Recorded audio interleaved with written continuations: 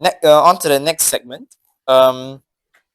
So the next segment is more on the AI part, because your LinkedIn profile mentioned that you're an AI strategist. So I was actually quite happy to hear that, because that's one of the interests of my association as well. I am an AI engineer myself, so I work on my specialization is deep learning, right? So uh, I follow the news and how AI is progressing every other day. New products are coming out every day, and so many technological advances. So this is about AI and the future of human connection, because we somehow have to bring both together in order to continue living the way we want to, right? With the public speaking and the AI, but we don't want the AI to replace that too, right?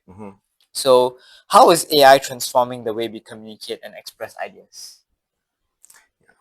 So it's already being used at Toastmasters for a while. There's an app called Udly, which you speak and then it analyzes your voice to tell you how many filler words you're using, your tonality, and a few other aspects. Oh, I didn't know that.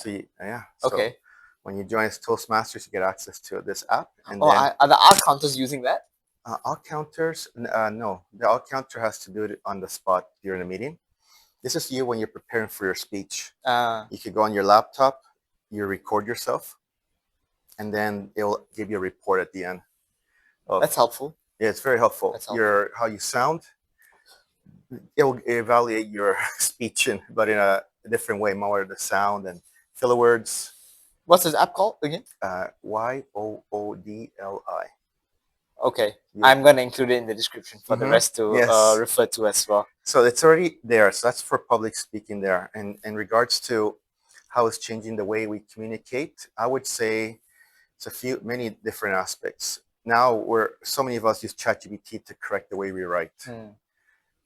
I mean, maybe even our text messages on WhatsApp, I'm sure there's a certain number of people that are using that.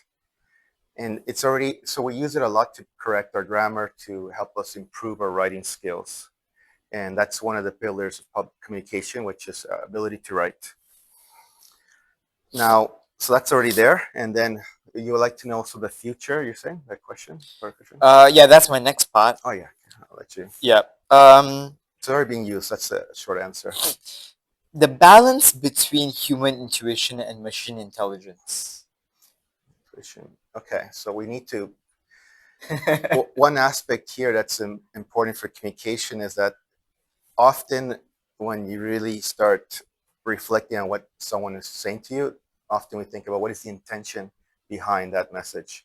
So for machines, it's kind of hard to depict the intention. Right. We almost take them as innocent and naive, but there's always going to be some sort of back intention, which is linked to the way it's governed.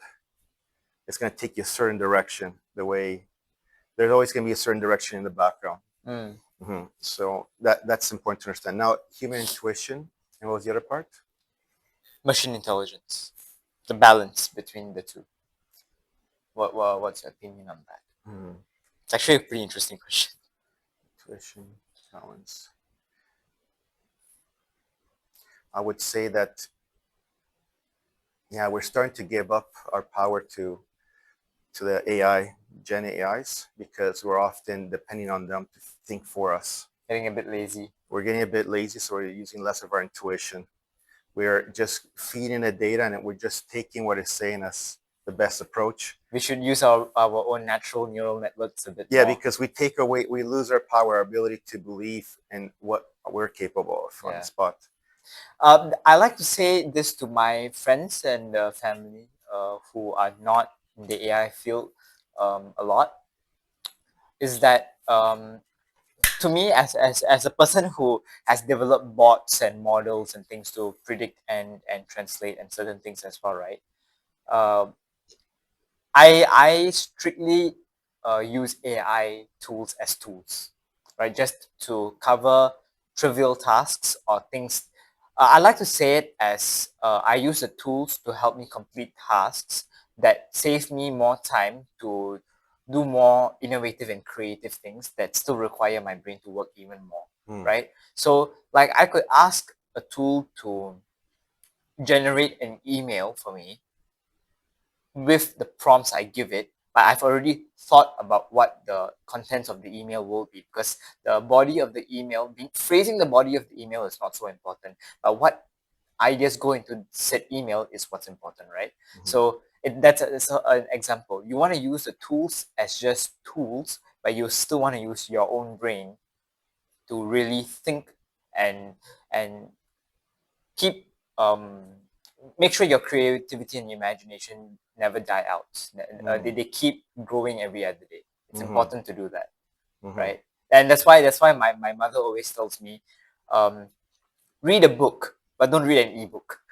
Read a hard copy book, a paper book, and spend like 10 to 20 minutes a day.